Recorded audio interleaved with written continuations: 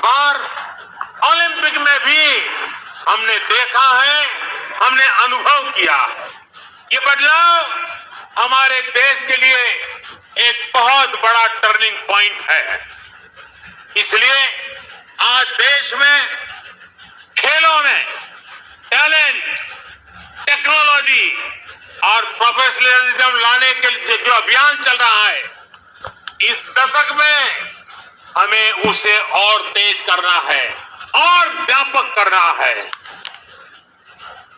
ये देश के लिए गौरव की बात है कि शिक्षा हो या खेल, स्पोर्ट्स के नतीजे हो या ओलंपिक का मैदान, हमारी बेटियां आज अभूतपूर्व प्रदर्शन कर रही है। आज भारत की बेटियां अपना स्पेस लेने के लिए आतुर है। हमें यह सुनिश्चित करना है कि हर कैरियर और कार्य क्षेत्र में महिलाओं की समान सहभागिता हो। हमें यह सुनिश्चित करना है कि सड़क से लेकर वर्क प्लेस तक में हर जगह पे महिलाओं में सुरक्षा का एहसास हो, सम्मान का भाव हो।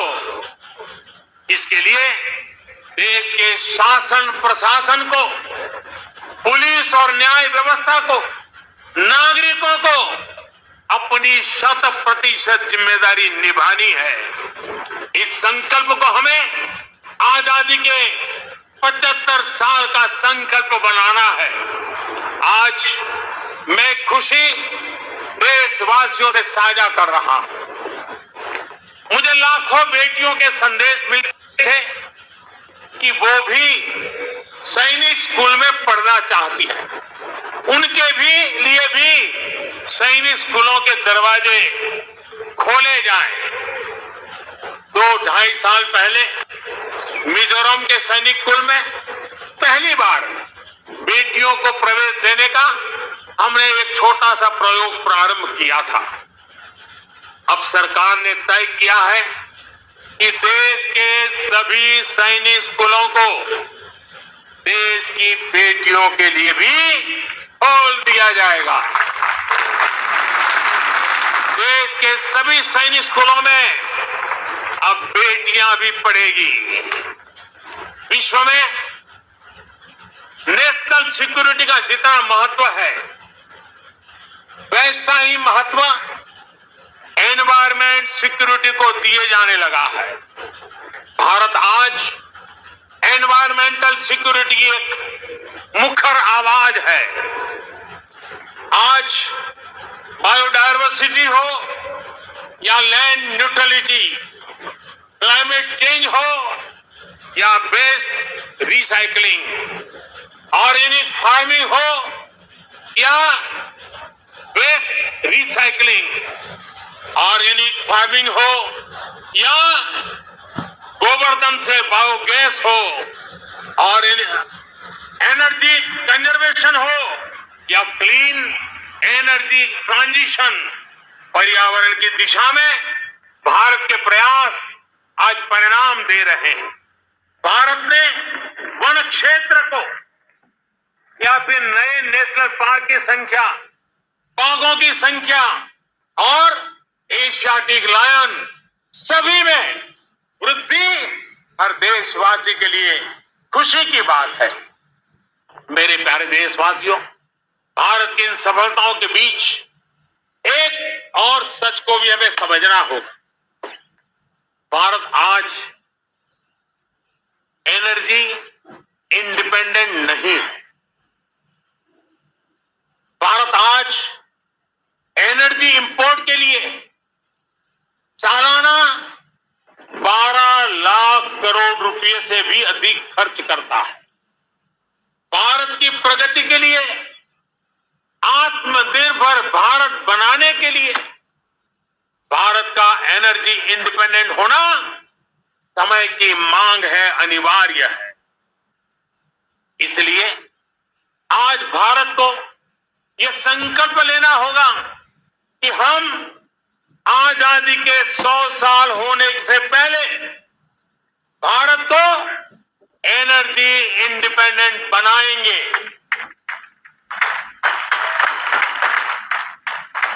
और इसके लिए हमारा रोड मैप बहुत स्पष्ट है। गैस बेस्ड इकोनॉमी है, 5 years of independence देश भर में सीएनजी speech पीएनजी by का our नेटवर्क Prime हो, Minister Narendra Modi sir. 20% Let's ethanol listen what blending he's का talking टारगेट हो। about. भारत एक तय लक्ष्य के साथ आगे बढ़ रहा है। भारत ने इलेक्ट्रिक मोबिलिटी की तरफ भी कदम बढ़ाया है और रेलवे के 100% इलेक्ट्रिफिकेशन पर भी काम तेज गति से आगे बढ़ रहा है। भारतीय रेलवे ने 2030 तक नेट जीरो कार्बन एमिटर बनने का लक्ष्य रखा है। इन सारे प्रयासों के साथ ही देश मिशन सर्कुलर इकोनॉमी इस पर भी बल दे रहा है। हमारी व्हीकल स्क्रैप पॉलिसी इसका एक बड़ा उदाहरण है। आज G20 के जो देशों का समूह है उसमें भारत एकमात्र देश ऐसा है जो अपने क्लाइमेट गोल्स को प्राप्त करने की दिशा में तेजी से आगे बढ़ रहा है। भारत ने इस दशक के अंत तक रिन्यूएबल एनर्जी के 450 गीगावाट का लक्ष्य तय किया है। 2030 तक 450 गीगावाट, इसमें से 100 गीगावाट के लक्ष्य को भारत ने तय समय से पहले हासिल कर लिया है। हमारे ये प्रयास दुनिया को भी एक भरोसा दे रहे हैं। ग्लोबल स्टेज पर इंटरनेशनल सोलर अलायंस का गठन इसका बड़ा उदाहरण है। भारत आज जो भी कार्य कर रहा है उसमें सबसे बड़ा लक्ष्य है जो भारत को क्लाइमेट जंप देने वाला है। क्लाइमेट के क्षेत्र में क्वांटम जंप देने वाला है, वो है ग्रीन हाइड्रोजन का क्षेत्र।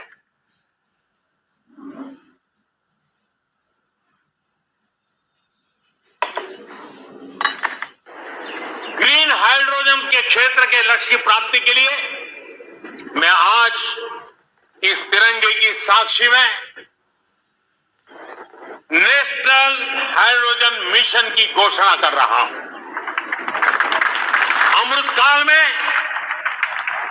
हमें भारत को ग्रीन हाइड्रोजन के प्रोडक्शन और एक्सपोर्ट का ग्लोबल हब बनाना है। ये ऊर्जा के क्षेत्र में भारत की एक नई प्रगति उसको आत्मनिर्भर बनाएगा और पूरे विश्व में क्लीन एनर्जी ट्रांजिशन की नई प्रेरणा भी बनेगा। ग्रीन ग्रोथ से ग्रीन जॉब के नए नए अवसर हमारे युवाओं के लिए, हमारे स्टार्टअप के लिए आज दस्तक दे रहे हैं। मेरे प्यारे देशवासियों, 21वीं सदी का आज का भारत बड़े लक्ष्य गढ़ने और उन्हें प्राप्त करने का सामर्थ्य रखता है। आज भारत उन विषयों को भी हल कर रहा है जिनके सुलझाने में दशकों से, सदियों से इंतजार था। आर्टिकल 370 को बदलने का ऐतिहासिक फैसला हो, देश को टैक्स के जांच मुक्ति दिलाने वाली व्यवस्था, जीएसटी हो, हमारे फौजी साथियों के लिए 1 रैंक 1 पेंशन का निर्णय हो, राम जन्मभूमि केस का शांतिपूर्ण समाधान, ये सब हमने बीते कुछ वर्षों में सच होते देखा है। त्रिपुरा में दशकों बाद ब्रू रियांग समझौता होना हो, ओबीसी कमीशन को संवैधानिक दर्जा देना हो, या फिर जम्मू कश्मीर में आजादी के पहली बार बीडीसी और डीडीसी चुनाव भारत की संकल्प शक्ति लगातार सिद्ध कर रहा है। आज कोरोना के दौर में भारत में रिकॉर्ड विदेशी निवेश आ रहा है। भारत का विदेशी मुद्रा भंडार भी अब तक के सबसे ऊंचे स्तर पर है। सर्जिकल स्ट्राइक और एयर स्ट्राइक करके भारत ने देश के दुश्मनों को नए भारत के सामर्थ्य का संदेश भी दे दिया है। ये बताता है कि भारत बदल रहा है, भारत बदल सकता है। भारत कठिन से कठिन फैसले भी ले सकता है और कड़े से कड़े फैसले लेने में भी भारत झिझकता नहीं है, रुकता नहीं है। मेरे प्यारे देशवासियों, सेकंड वर्ल्ड वॉर के बाद, द्वितीय विश्व युद्ध के बाद वैश्विक संबंधों का स्वरूप बदल गया। कोरोना के बाद भी पोस्ट कोरोना नए वर्ल्ड ऑर्डर की संभावना है। कोरोना के दौरान दुनिया ने भारत के प्रयासों को देखा भी है और सराहा भी है। आज दुनिया भारत को एक नई दृष्टि से देख रही है। इस दृष्टि के दो महत्वपूर्ण पहलू हैं, एक आतंकवाद और दूसरा विस्तारवाद। भारत इन दोनों ही चुनौतियों से लड़ रहा है और सदैव हुए तरीके से बड़ी हिम्मत के साथ जवाब भी दे रहा है। हम भारत अपने दायित्वों को सही तरीके से निभा पाए, इसके लिए हमारी रक्षा तैयारों को भी उतना ही सजग रहना होगा। रक्षा के क्षेत्र में देश को आत्मनिर्भर बनाने, भारत की कंपनियों को प्रोत्साहित करने के लिए, हमारे मेहनती उद्यमियों को नए अवसर उपलब्ध कराने के लिए हमारे प्रयास निरंतर जारी है। मैं देश को विश्वास दिलाता हूं कि देश की रक्षा में लगी हमारी सेनाओं के हाथ मजबूत करने के लिए हम कोई कसर नहीं छोड़ेंगे। मेरे प्यारे देशवासियों, आज देश के महान विचारक श्री अरविंदो की जन्म जयंती भी है। साल 2022 में उनका 150वां जन्म जयंती का पर्व है। श्री अरविंदो भारत के उज्जवल भविष्य के स्वप्न दृष्टा थे। वो कहते थे कि हमें उतना सामर्थ्यवान बनना होगा जितना हम पहले कभी नहीं थे। हमें अपनी आदतें बदलनी होगी, एक नए हृदय के साथ अपने को फिर से जागृत करना होगा। श्री अरविंदो की ये बातें हमें अपने कर्तव्यों का ध्यान दिलाती है। एक नागरिक के तौर पर, एक समाज के तौर पर हम देश को क्या दे रहे हैं, ये भी हमें सोचना होगा। हमने अधिकारों को हमेशा महत्व दिया है। उस कालखंड में उसकी जरूरत भी रही है, लेकिन अब हमें कर्तव्यों को सर्वोपरि बनाना है, सर्वोपरि रखना है।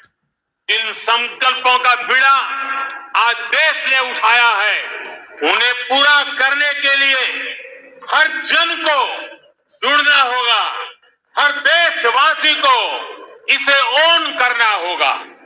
देश के जल संरक्षण का अभियान शुरू किया है तो हमारा कर्तव्य है पानी बचाने को अपनी आदत से जोड़ना। देश अगर डिजिटल लेन देन पर बल दे रहा है तो हमारा भी कर्तव्य है कि हम भी कम से कम कैश वाला ट्रांजैक्शन करना। देश ने लोकल फॉर वोकल का अभियान शुरू किया है। तो हमारा कर्तव्य है कि ज्यादा से ज्यादा स्थानीय उत्पादों को खरीदे।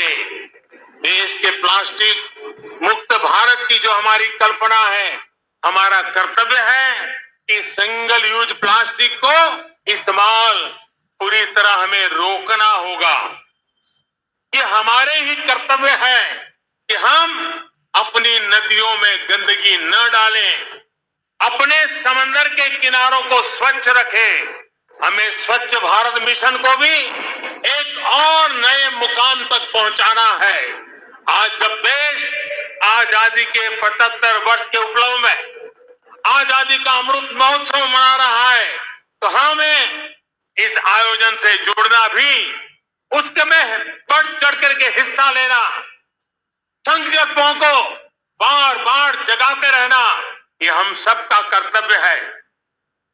अपने स्वाधीनता संग्राम को ध्यान में रखते हुए आप जो भी करेंगे, जो भी अमृत की बूंद की तरह अवश्य पवित्र होगा। और कोटि कोटि भारतीयों के प्रयास से बना ये अमृत कम आने वाले वर्षों के लिए प्रेरणा बनकर उत्साह जगाएगा।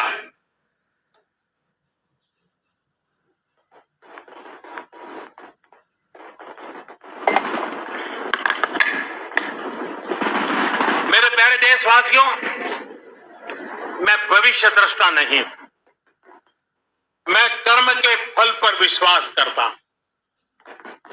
मेरा विश्वास है मेरे देश के युवाओं पर, मेरा विश्वास है देश की बहनों पर, देश की बेटियों पर, देश के किसानों पर, देश के प्रोफेशनल्स पर।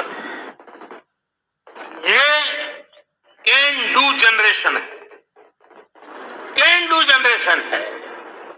ये हर लक्ष्य हासिल कर सकती है। मुझे विश्वास है कि जब 2047 आजादी का स्वर्णिम उत्सव, आजादी के 100 साल होंगे, जो भी प्रधानमंत्री होगा आज से 25 साल के बाद, जो भी प्रधानमंत्री होंगे, वो जब झंडारोहण करते होंगे, तो मैं आज विश्वास से कहता हूं, वो अपने भाषण में जिन सिद्धियों का वर्णन करेंगे, वो सिद्धियां वही होगी जो आज देश संकल्प कर रहा है। ये मेरा विजय का विश्वास है। आज मैं जो संकल्प रूप में बोल रहा हूं, वो 25 साल के बाद जो भी ध्वजारोहण करते होंगे, वे सिद्धि के रूप में बोलेंगे। देश सिद्धि के रूप में उसका गौरव गान करता होगा। जो आज देश के युवा हैं, वो उस समय भी देखेंगे कि देश ने कैसे ये कमाल करके दिखाया है। 21वीं सदी में भारत के सपनों और आकांक्षाओं को पूरा करने से कोई भी बाधा अब हमें रोक नहीं सकती। हमारी ताकत हमारी जीवटता है, हमारी ताकत हमारी एकजुटता है, हमारी प्राण शक्ति राष्ट्र प्रथम, सदैव प्रथम की भावना है। ये समय है ताजा स्वप्न देखने का, ये समय है साझा संकल्प करने का, ये समय है साझा प्रयत्न करने का, और यही समय है हम विजय की ओर बढ़ चले। और इसलिए मैं फिर कहता हूं,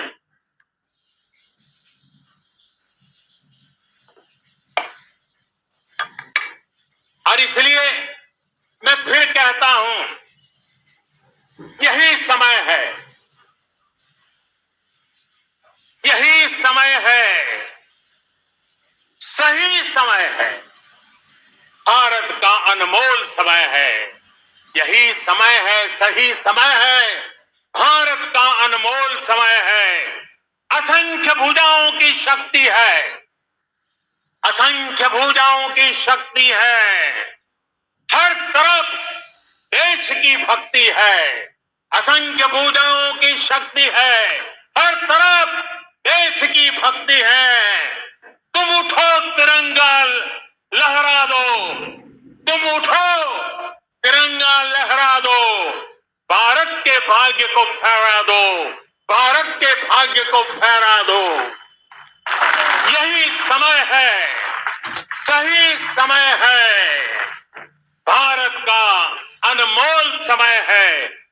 कुछ ऐसा नहीं, कुछ ऐसा नहीं जो कर न सको, कुछ ऐसा नहीं जो पा न सको। तुम उड़ जाओ, तुम उड़ जाओ, तुम जुट जाओ। सामर्थ्य को अपने पहचानो, सामर्थ्य को अपने पहचानो, कर्तव्य को अपने सब जानो, कर्तव्य को अपने सब जानो। यही समय है, सही समय है, भारत का अनमोल समय है। जब देश आजादी के 100 साल पूरा करेगा तो देशवासियों के लक्ष्य यथार्थ में बदले, मेरी यही कामना है। इन्हीं शुभकामनाओं के साथ सभी देशवासियों को 75वें स्वतंत्रता दिवस की मैं फिर एक बार बधाई देता हूं। और मेरे साथ हाथ ऊपर करके बोलेंगे, जय हिंद, जय हिंद, जय हिंद, वंदे वंदे वंदे, भारत माता की, भारत माता की, भारत माता की। बहुत बहुत धन्यवाद।